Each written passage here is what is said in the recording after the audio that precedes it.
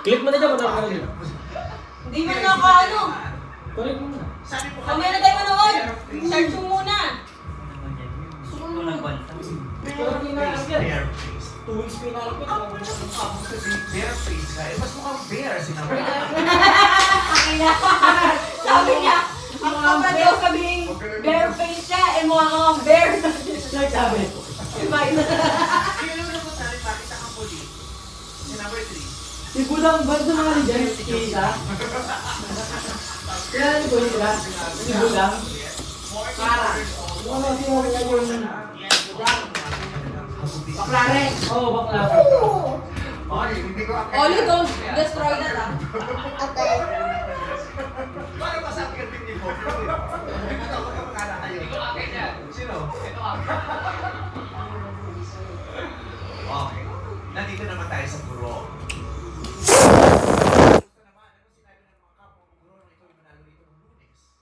Tunay ang iyong naturan, Mary Bart. Ang aking mga mag-aaral kapwa guro ay nagbilang sa aking pagkapanalo.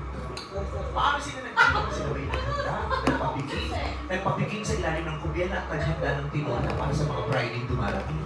Lahat po ng makakasalubong ay tila ako'y bituin sa kanilang mga mata, Mary Bart, na parang sila'y nakakita ng isang Mary Bart sa Kalindola National High School kung saan po ako nagtuturo. Mukhang napakarami mong ginawa para paghandaan ng araw na ito. Siyang tunay, Mary Bart. Sabi mo nga pa, dahil ako'y pagod ka.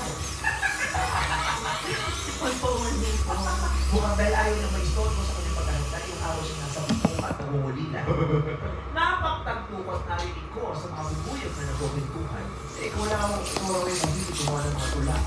Siyang tunay, Mary Bart. Ang tula ang isa sa pinakamakapangyarihang panitikan sa buong mundo.